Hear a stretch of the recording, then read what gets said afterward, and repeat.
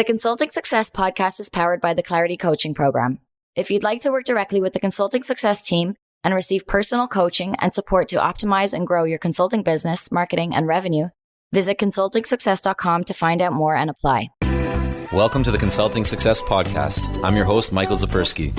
In this podcast, we'll dive deep into the world of elite consultants, where you'll learn the strategies, tactics, and mindset to grow a highly profitable and successful consulting business.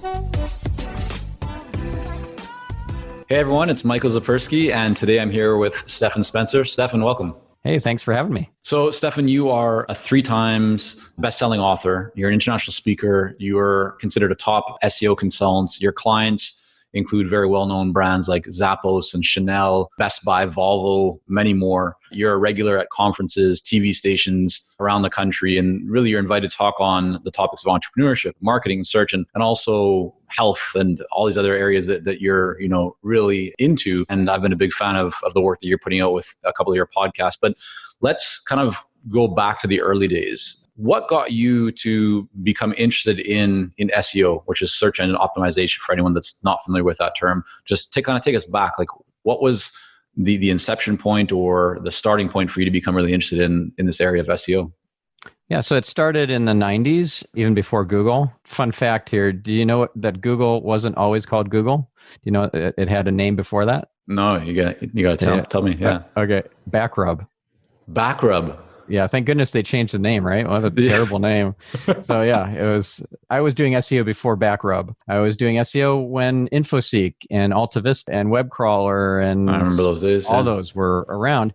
And back then we had to, advised by the supposed experts, to create separate doorway pages for each search engine. What a ridiculous waste of time that was. Oh, you create a version of the landing page for InfoSeek and one for AltaVista and one for WebCrawler and so forth. Oh my goodness. Such a different days back then. But yeah, that's where I started my SEO. What were you doing though? Like as you got into it at that time, what was... Yeah, so I was running an agency. It was a web agency doing web development and design. I started that in 1995. It was my agency called Net Concepts. And that I started by dropping out of my PhD in biochemistry that I was studying for at the University of Wisconsin-Madison.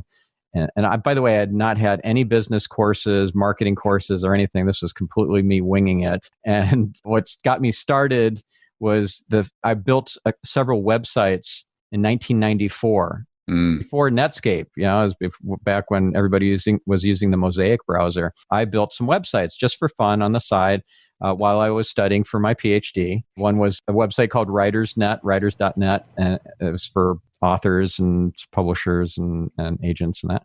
And then the other one was Insight.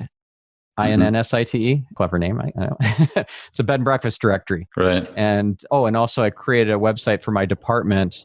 There I was studying for, as I said, a PhD, but in biochemistry, there was a part of biochemistry department that was in the Institute for Molecular Virology, Bach Laboratories. And so I built a website for Bach Laboratories for the IMV, created some cool virus visualizations.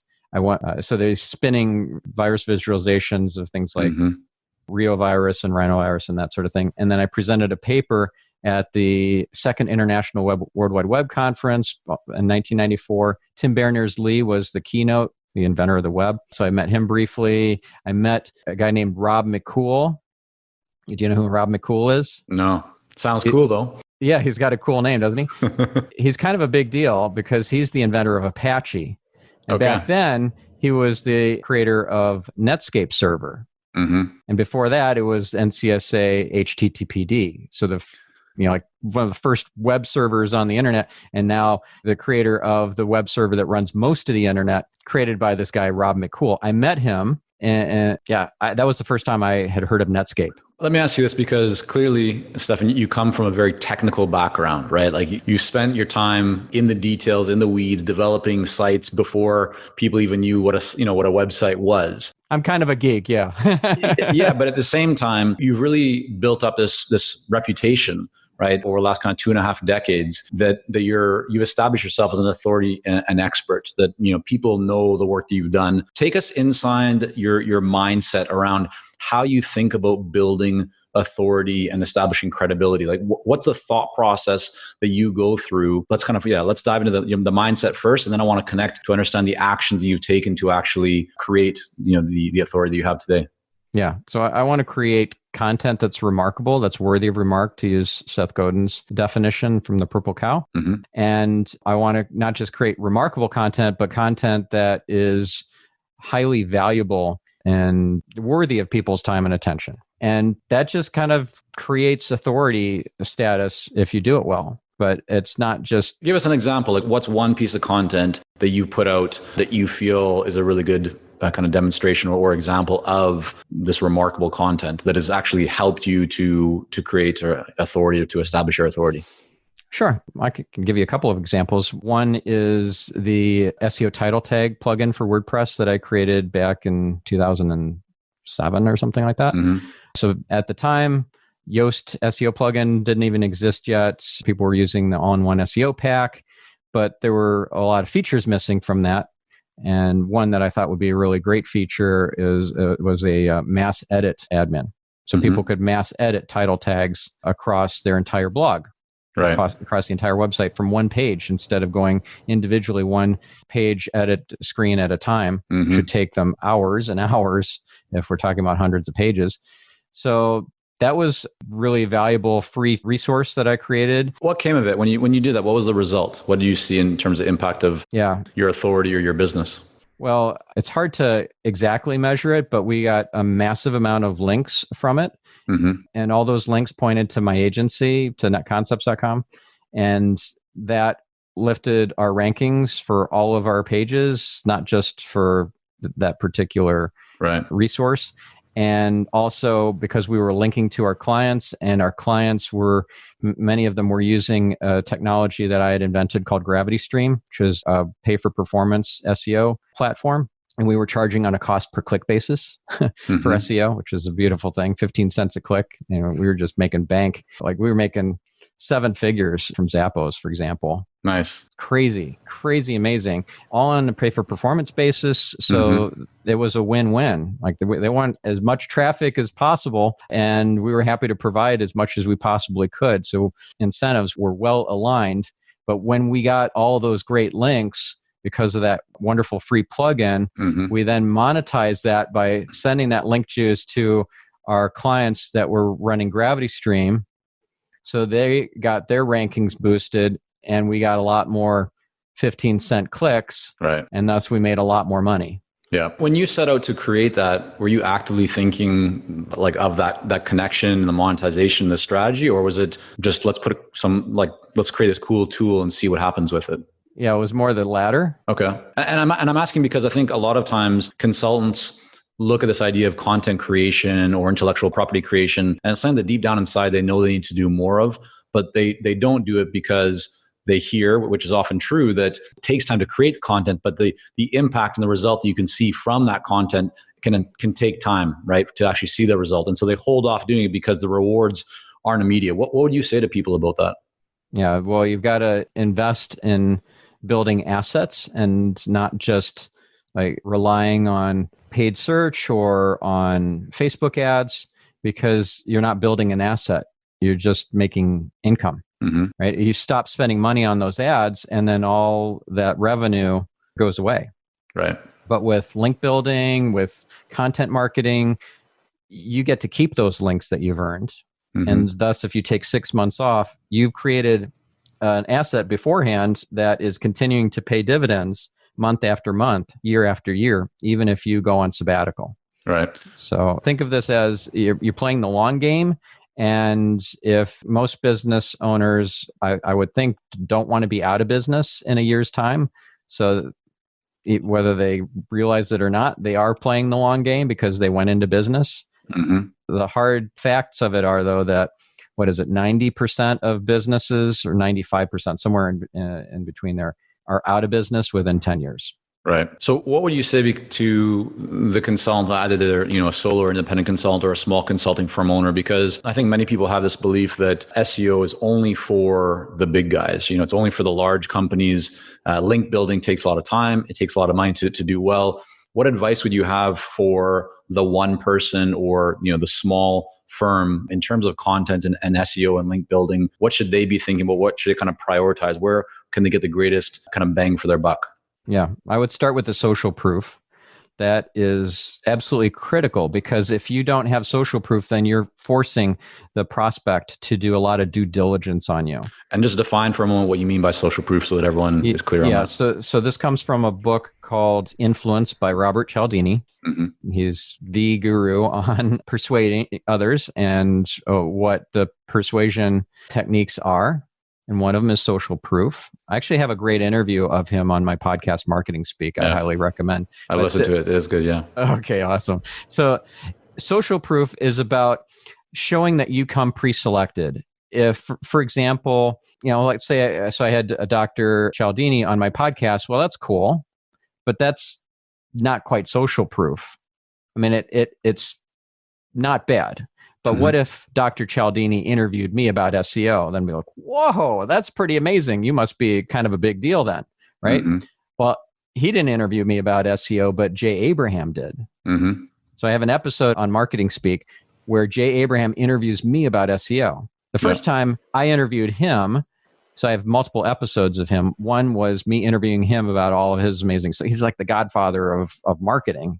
And he's made his clients billions of dollars. So having him on my show was a big win. But having him interview me about SEO to position me in that way is so powerful in terms of social proof. So what do you then do with that? Because that's one example. And yeah, Jay's a great guy. I was on his show as well, and I really enjoyed that conversation. I love how he kind of digs into things and how eloquent he is and the way he describes kind of layers upon layers in his words.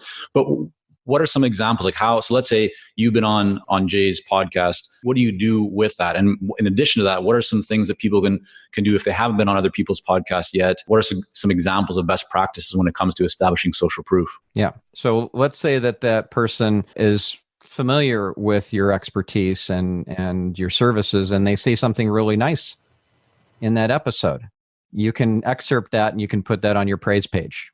Right. Or testimonials page, right? If let's say that you're just starting out and you don't have any clients yet. So this happened to me back in 2000, 2001. We were doing SEO, but only for our web development clients.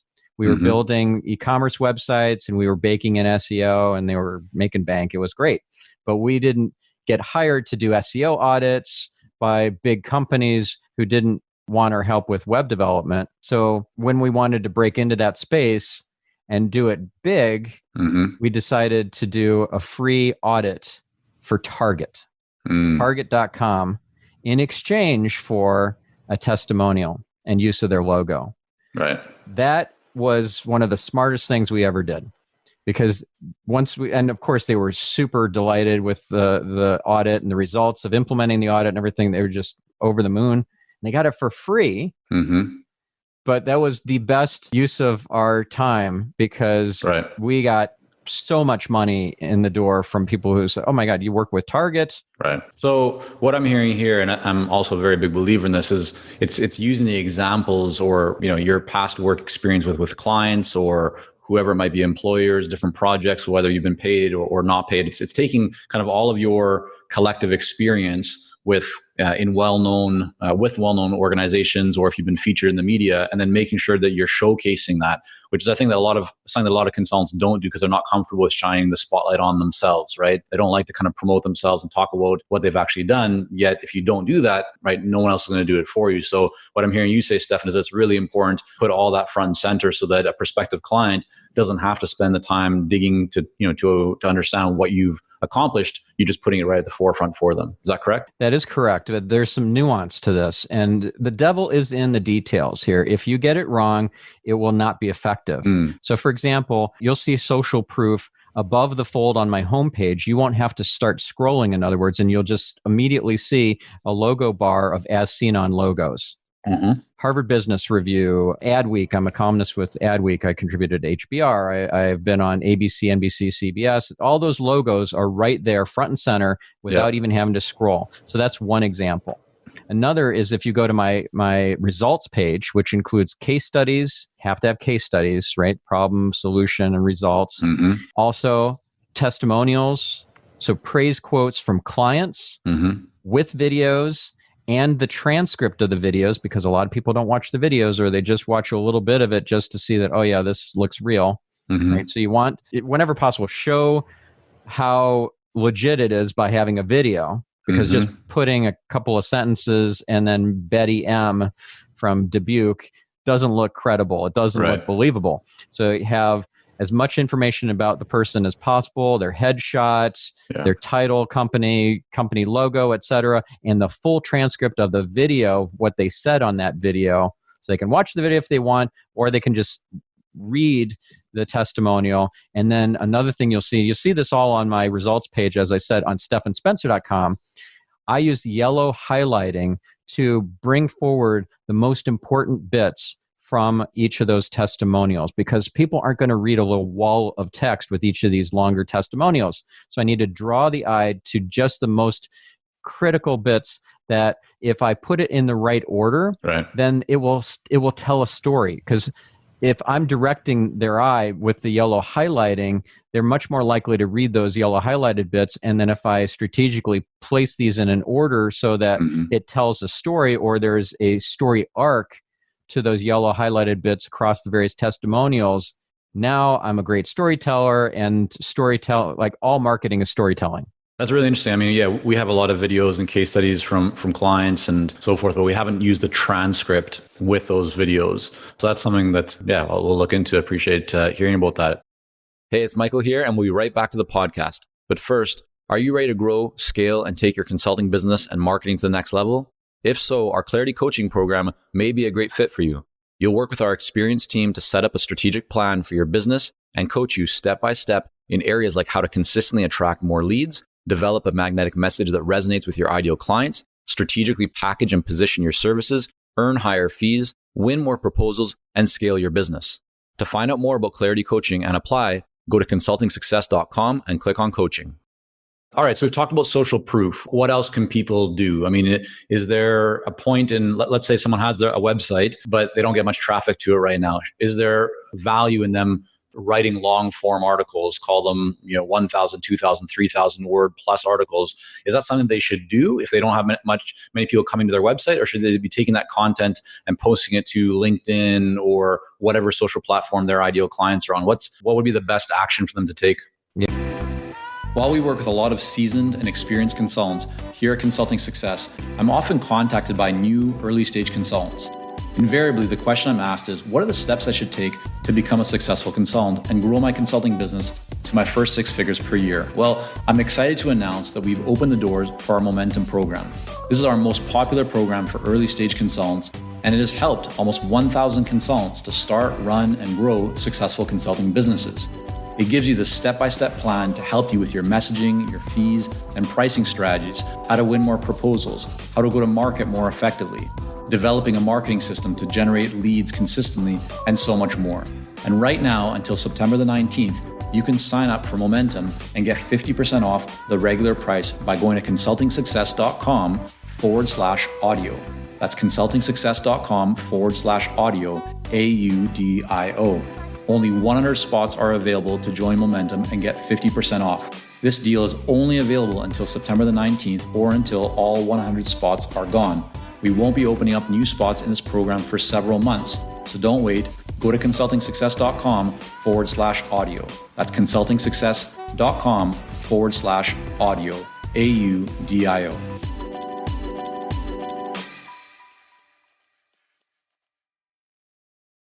Yeah, the answer is both. Yeah. And the strategy I would recommend is called the Evil Twin strategy. I can't take credit for this one. This one's from Andy Crestodina.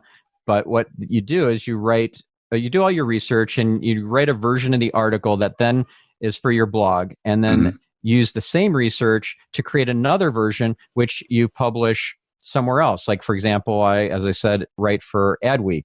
I also write for Search Engine Land and so forth. So if these outlets require exclusive content, and you're not, like with Adweek, they actually had me sign copyright assignment. So everything I write for them is theirs. Crazy, right? But I decided, okay, I want to work with Adweek. I'll agree to that. Normally I would say no, but it's Adweek. So I have to use the evil twin strategy. I can't just republish the exact same article that I wrote for my blog onto Adweek. So here's how it works. Let's say that you come up with an article idea, you do the research, and the headline of the article for your blog is the 10 most important things that consultants do to start their day. Right? Or the successful consultants do to start their day. Okay. Sure. So what's an evil twin of that? What is the kind of opposite of that? Give me another headline. So you're talking like the evil twin, the opposite of that? Yeah. Like what's the opposite of the best practices or the What would be like the biggest mistakes the best people habits? make? Yes. The 10 or whatever number biggest mistakes that newbie consultants make when starting their business, right? And for like the way they start their mornings, how they, whatever. I'm mangling this headline, but you get the gist of it, right? We just flip it.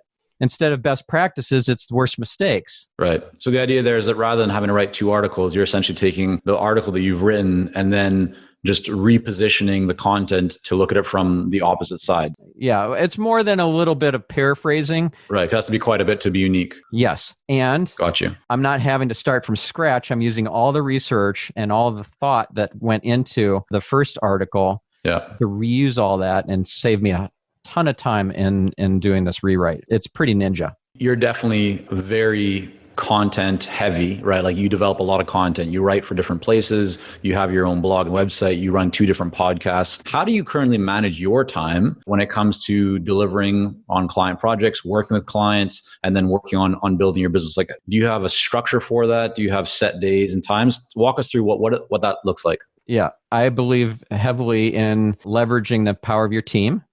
So I have a team. I have multiple staff in the Philippines. I've got staff here in the US. Are they full-time contractors? Like how do you kind of engage with them? Yeah, I have employees and contractors. I have full-time and part-time. I have in the Philippines multiple full-time people. And in the US, I've got employees and contractors, both full and part-time. But let's just take one of my people in the Philippines as an example. So she's working full-time. And one of the things that she is in charge of is my social channels, my Twitter, my Facebook, and Pinterest, and so forth. So what does she do? She has access to my Pocket account. Do you know about Pocket? No. Oh, I love Pocket. So getpocket.com is the website. It's a bookmarking tool that you can log in from anywhere, and it syncs across browsers and all that. So I give access to my Pocket account to my team. In the case of Trish in the Philippines, she's going in there to see what I have bookmarked, to see what she can include in my Twitter stream for the next week or 2. So this is super streamlined and kind of automated. I don't have to have calls with her every week to brief her on like what I find interesting or whatever. I just add it to Pocket, and I'm not. Right. This is what Tony Robbins calls net time, no extra time. So I'm already bookmarking stuff anyways because I totally got to read this. Right. But then I'm also putting it in a place where it's going to be found by my team. And I have another person here in the States who writes my newsletter every week. I have this newsletter called the Thursday 3. And so what she does, she goes into Pocket as well, and she's looking for the 3 things that I'm going to write about. She's actually ghostwriting for me. So what challenged me, what inspired me, and what intrigued me. Those are my 3 things every week. So it's loosely inspired by Tim Ferriss's 5-Bullet Friday. Right. People love this newsletter. I've not nearly the kind of response on previous newsletters. I've been doing email newsletters for decades. This Thursday 3 thing crushes it. So she finds really inspiring, intriguing, challenging things from my Pocket and writes up a little write-up about it. And she's also writing my intros for my podcast. So I have these little 1 to 2 minute intros introducing each guest. She writes those, so I don't have to. I outsource and delegate everything, anything and everything possible. My podcasting, I just hit record and hit stop, and I drop it into Dropbox. Everything else is done. The show notes, transcription, checklist in PDF format, Okay, so this newsletter she's writing, and occasionally we'll review it, but a lot of times I just trust that it's going to be in my voice. And is that featuring any of your own content, or it's just content that you've... Sometimes. Okay, so it's a mix of some of your stuff, but also a lot of what's going on in the world, just different authors and things that you find to be valuable. Plus, I have two podcasts, as you alluded to earlier. And both of those week's episodes are featured in the newsletter as well. So a little quote from each one, plus the three things, what intrigued me, what inspired me, what challenged me. Okay, so let's get back to your schedule. Walk me through, how do you structure your typical week between, because you're still writing some content, right, for Adweek or other places, and you're doing your podcasts? Well, for the most part, I use ghostwriters. So my team that's writing like the newsletters and that sort of stuff, they're also ghostwriting the articles too, that if I can just hand them a recording of me giving a talk or a PowerPoint or whatever, they're going to create the draft of the article. See, there's this concept I learned from Robert Allen. It's like, you're either a speaker who writes or a writer who speaks. I'm a speaker who writes. You give me a stage and no preparation and just say, okay, here's 1,000 people. We need you to fill an hour. I'm like, all right, I'll do it. Yeah, nice. Bring it on. Okay. Right. But here's the writing assignment. It's 2,000 words and I need it by tomorrow. I will agonize over that thing. I do not enjoy the writing process. Yes, I'm an excellent writer. I hate it. It's not easy for me. I don't get into a flow state nearly as much. So yeah, I prefer to get stuff out of my head through an interview process or through speaking on stage. And then I just immediately get into a flow state. If I'm talking to dead air, to just a microphone, recording a solo episode or recording something to instruct a team member to write an article about, painful. Is this something, did you learn this from an experience, like where you were doing too much and you got overwhelmed, or is this something that, because I see a lot of consultants who, should be delegating more or deputizing, right? They should be essentially connecting the work they're doing, like not trying to manage it all themselves, so they can actually get more output and greater outcome. They look at the bottom line, they look at the dollars that they need to invest and to spend, and they go, well, like, yeah, I don't know if I should spend more money. Because what are your thoughts? Like, how have you seen doing this actually impact your overall margin and revenue, income, and business? Yeah, it's a game changer. I went from majoring in the minors and minoring in the majors to focusing on what I'm really good at, on my unique ability, and just doing more and more of that and less of the stuff that was the time wasters or the types of activities that are best delegated. One thing I learned in this process of shifting from doing this all myself, being that what Dan Sullivan calls the rugged individualist. Yeah, that's what he calls it. So going from rugged individualist to wearing so many hats, doing everything, to being a strategic delegator. One of the most important things that to contributing to success in delegating is delegating outcomes instead of delegating activities or tasks. I used to delegate tasks. Take us more into that. So what does that mean? Okay. So let's say I give an assignment to somebody, all right, draft this article. I need it for an article I'm publishing on whatever, website. It would sit in a Dropbox folder somewhere until I reviewed it, which might be literally years. I have articles that are still sitting in Dropbox folders somewhere that I've yet to approve. So I empowered my team to, after training them and knowing that they get my voice, to just publishing it. Just do it. Get it out there. I don't know what I'm publishing on my blog because I don't approve it. I don't even see it. It just shows up there. My tweets, I'm tweeting 7-8 times a day. I have 1.2 million impressions per month. And my reach on Twitter, 140 some thousand followers. I have no idea what I'm tweeting. I have literally no idea what I am tweeting. Does that bother you at all? Heck no, because I'm making a difference in the world.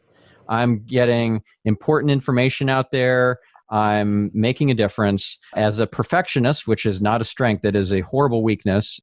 Somebody who's a perfectionist is the same as having someone who has no standards. Because if it's impossible standards, like that's what I was doing, is I would agonize over making the article perfect. And so I didn't want to even have that mental anguish. So I wouldn't even go into the Dropbox folder. And so what would happen when I delegate the task, it would sit in the Dropbox folder. They get to tick off the little box in their Asana list that says, I did it.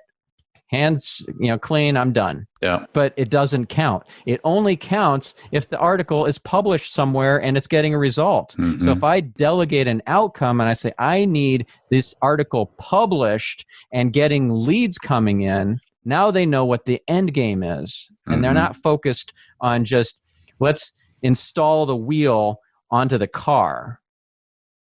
It's, no, we need a car that gets us from A to B. So if they do something silly like install like the steering wheel in the back seat, that makes it really hard to get that outcome of going from A to B.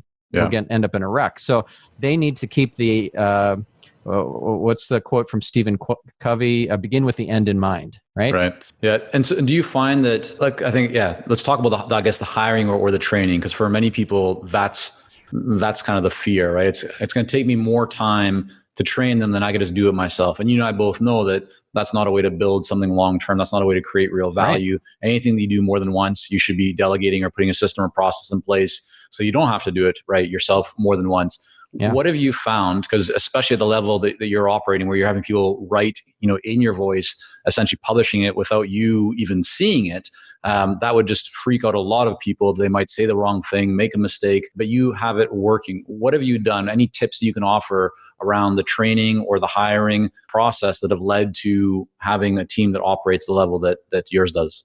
Yeah, I have a lot. So I'll give you a few different tips. That'd be great. Yeah. One is to have a screening process that you can delegate, most of, at least. So when I hire a new person on a trial basis, it's somebody that was brought to me by my head VA. Then you might think, okay, well, that's great for you, Stephan. You have a head VA. I got nobody. Well, at least start with a service like onlinejobs.ph. If you're trying to save money, you want to hire somebody overseas. The Philippines is a great place.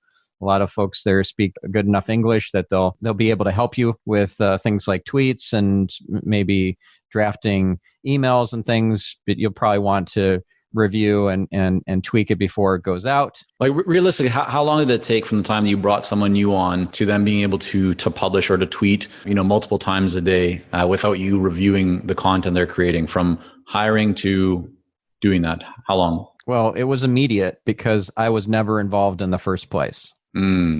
What I did is I had my team, like my head VA or my head writer, review the stuff, and then it would get published. Okay. What about your head writer, though? I mean, to get them to the place from hiring them to actually producing content, are we talking weeks, months? Yeah, weeks. If you write a brief, like a tone of voice brief, and there's some examples online, like MailChimp has an example tone of voice style guide. We're cheeky but not crass. We're all that sort of thing. So it's documented what your tone of voice and style is for your writing, and then they have something to go off of. But the biggest challenge, I'd say, for people initially just getting started is not knowing how to find that first person and how to onboard them. So I'll give you some quick tips. Start with a service like onlinejobs.ph, which is essentially the Craigslist of the Philippines for finding people and for those people finding jobs. So you can post a job advert there. You can search through bazillions of job seekers' profiles. You could go straight to a recruiter. So there's a recruiting firm in the Philippines called Virtual Staff Finder. I use them multiple. Like Trish, I mentioned, she's been invaluable working for me for 3 years now. And guess how I found her? Virtual Staff Finder. Right. It's $500. So what they do is they bring you the 3 qualified candidates that they have vetted and interviewed, and then you conduct a final interview and you pick one. If none of them are good, then you could say, I need 3 more because these aren't a fit. Right. So I've gone back to them before and said, yeah, I need 3 more. And that's included if that's needed. Right. And then when you make a hire, when you say, then you pay $500. No, you pay $500 up front. Okay. Because they're committing to bringing you these three qualified candidates.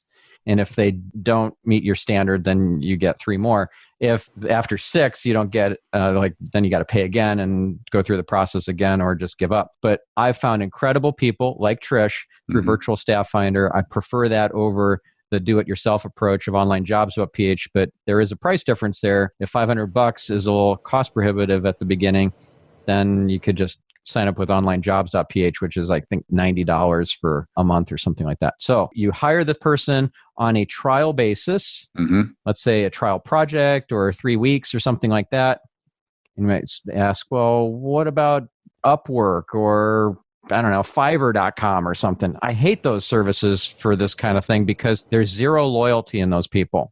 Somebody dangles an extra 5 cents an hour and suddenly the person ghosts you. Like, what the heck? I thought we were in the middle of a project here.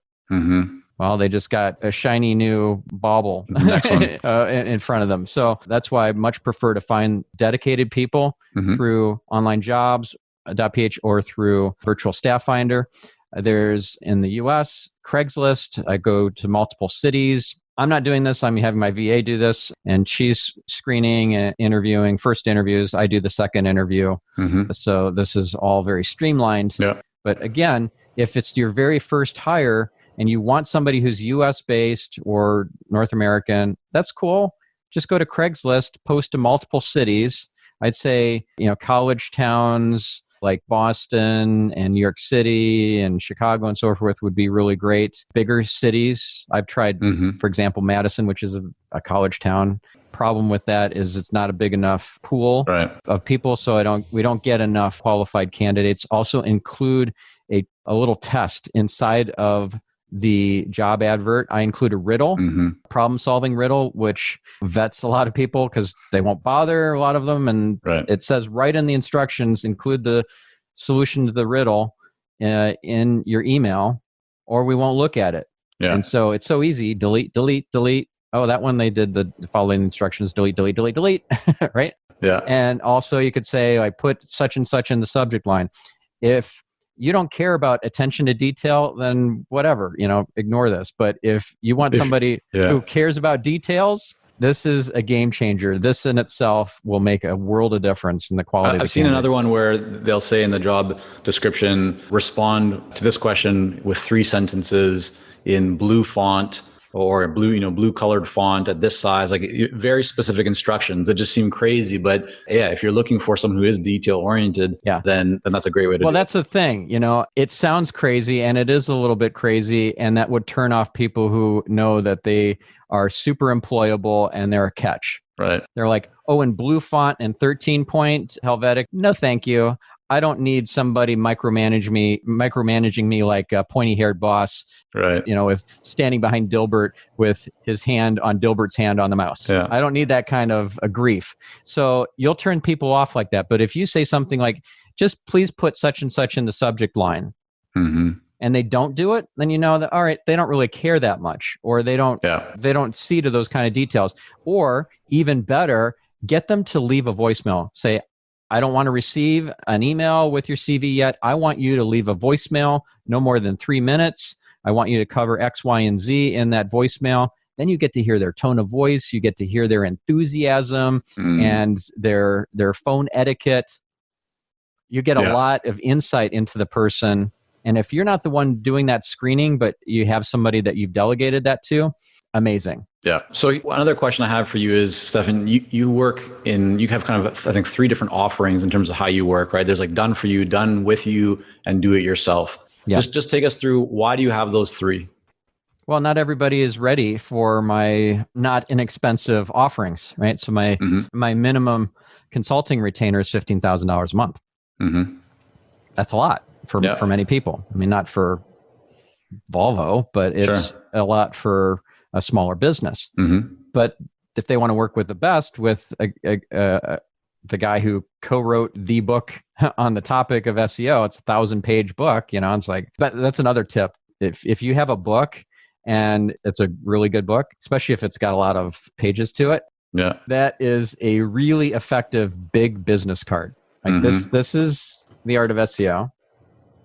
Third edition here, 1,000 pages. It's like an old school phone book. It's a little intimidating. So Yeah. if I hand this to a prospect, like at a conference, and I say, well, here, take this with my compliments. Oh, by the way, start with chapter 7, because that chapter is all about content marketing and link building, and that's not super technical, and get your creative juices going. And they're like, can I just hire you? Yeah. That's music to my ears. And I know they're mostly going to say that because this is daunting. Mm-hmm. This will make them go overweight in their luggage. So they want to just get that done for you solution. Now, if somebody can't afford $15,000 a month, but they still want to work with me and they want to get coaching, but they want me to just share all these pearls of wisdom with them, and then they just implement. Like, okay, so next thing I should do is I should get these video testimonials transcribed and then do the yellow highlighting, and I should put them in order. Okay, perfect. So that's the done with you version.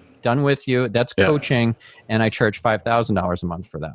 Mm-hmm. So very affordable for a lot more people, but there's no results, no ROI if they don't do the work. Right. And then done for you would be like a course or do it yourself. Yeah. Done. Was it done yet? Do it yourself. Exactly. So that's they're kind of going through content that you've created. Correct. And at their own pace. Now I have 6 online courses. Yeah. Got it. And so like when I look at that, right, some people might be thinking, I'm just putting myself in a position here of other people who are listening and watching this. Like, why not only just do the $15,000 or $25,000 or $30,000 per month retainers with the big organizations? Why even spend some of your time doing the $5,000 a month or the $1,000 course or whatever? Why not just be focused in one lane as opposed to the 3? One word: funnel. So talk about that. What do you mean? Okay. So let's take client numerologist.com as an example. So I've got a wonderful case study from them on my website. They're very, very happy, massive increase in their organic traffic. Yeah. But guess how they started? You're going to say with a course? With a course. So they weren't sure about me. They got a referral and so forth. And, they were sufficiently impressed that they wanted to try something small. Yeah. And so they decided to sign up for my SEO auditing course. And he didn't even finish it. He just went through a portion of it. And he's like, wow, this guy knows his stuff. Let's work together. Yeah. What I did is this was all part of our discussion, right? So I had a sales conversation with him. He's like, okay, so I want to sign up for your course. And I just want to make the request so the course is not inexpensive. It was like $4,700 or something like that. Okay. So roughly $5,000. He's like, if I end up working with you on a consulting basis, I would like that $5,000 credited towards my first month of consulting. I'm like, of course, no problem. And that's exactly what happened. And we worked together for multiple years. That was a lot of money. Right. And I'll start with a course. Yeah. Now you might say, well, what about the coaching? Why would you have coaching in there? Why not just have the course and consulting? Because some people want to pick my brain. By the way, that is a phrase I hate. It's like fingernails on a chalkboard. Somebody wants to buy me a coffee and pick my brain. Yeah. In other words, they want to steal my juice. And I hate that. But if somebody wants to essentially pick my brain and they're willing to pay for it, totally fine. Okay, $5,000 a month, an hour-long call every week. Okay, so then again, an ascension path or a funnel where if they want to escalate to faster outcomes and they don't want to do all the stuff themselves, they want to, let's say, get me to do the audits and the keyword strategies and the link building strategies and all that. Yeah.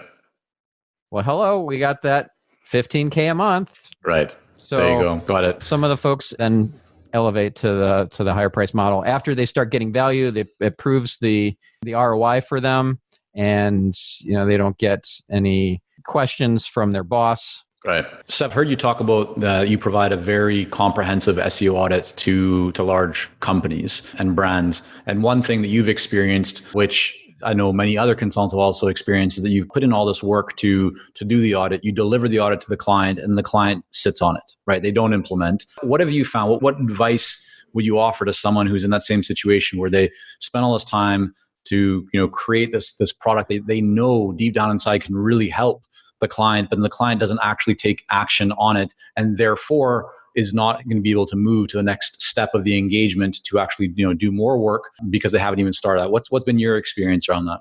Yeah. So one thing that I have tried, which makes me more money and gets a better outcome for the client, is instead of just offering a $35,000 audit, which is what I normally charge, it's 3 audits in one. It's a technical audit, content audit, and a link audit.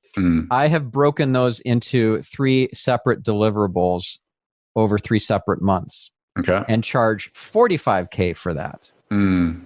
So now the technical audit is month 1. And then in month 2, I'm also answering questions on the technical audit as they implement it. But we're only doing this while this engagement is happening. That's all they got is the 3 months. Right. So they are highly motivated to quickly implement stuff so that they can get their questions answered and have me oversee what they're doing. Right. Because everything goes dark after the end of the 3 months. Right. So month 2, I'm beavering away on the content audit, and I'm having a weekly call with the team to review what they've been implementing of the technical audit. Month 3, after I've delivered the content audit and working on the link audit, I'm also having the same calls with them now, going over the content audit and whatever remains of the technical audit that they're having questions about and implementing. Right. But they know there's a deadline here. Things are going to go dark. Yeah. And of course, they're never going to have that all finished in those 3 months. They only just got the link audit, and now oh no, wait, Stephan. So then they're highly motivated to engage me on an ongoing retainer basis. And that's going to be the $15,000 a month after the $45,000? Correct. So many of my clients end up signing up for the audits and then going to the retainer-based model, or they immediately start with the retainer-based model, and guess what the first 3 deliverables are, over those first 3 months. Right. Yeah, exactly those what 3 you audits. discussed. Yeah, got it. Exactly. Makes a lot of sense. Stephan, I really want to thank you for coming on here today and kind of sharing some of your best practices and wisdom. I've really enjoyed the conversation. I want to make sure that people can learn more about your work and really see, what you've been sharing today, whether it's your blog content, which you've said you don't create, but you can see how someone else has created that. You also have 2 really great podcasts, one on marketing and then another on kind of health and mindset and wellness and everything that's connected to actually having also you need to have those things to have a successful business. I really enjoy that podcast called Get Optimized. But just tell us where should people go? Is it stephanspencer.com? Is that kind of the central hub for everything, or is there some other website that you suggest? That is the kind of central hub, but I'll tell you what, I'll create a special page for your listeners and viewers. So we'll put it on, so Marketing Speak is the name of my marketing podcast. We'll put it on marketingspeak.com, and I'll make special URL, marketingspeak.com/Zipursky. Okay. Now everyone's going to have to remember how to spell my last name. So ZIPURSKY. So marketingspeak.com/Zipursky. And if anyone forgets, you'll still be able to find Stephan Spencer. And we'll have that all linked up as well in our show notes. So I'll tell you what I'll put in there. I'll put in chapter 7 of The Art of SEO, which is all about content marketing and link building. It's one of my favorite chapters. Well, they're all my favorite chapters, but that's a great chapter for starting. So I'll put that in there for free. I'll also include my SEO hiring blueprint, which talks about things like having riddle in the job advert and putting trick questions into the interview process. That's a really powerful thing too. So I'll include that, and I'll include what I call the SEO BS detector, which is the trick questions that you can insert into the interview process, and there's only one right answer for each of those. So it's a way to discern if somebody is full of hot air or they really know their stuff in terms of SEO. But you can apply these same principles to any kind of hire, a VA, paid search person, a social media marketer, anybody. Awesome. Good stuff. Well, Stephan, again, thanks so much for coming on. You're welcome. And it was a pleasure to be here. Thank you for joining us on this episode of the Consulting Success Podcast. For more episodes and to subscribe, rate, and leave a review, head on over to iTunes. And if you'd like to develop consistent lead flow and a highly profitable consulting business, learn more about our coaching programs at consultingsuccess.com.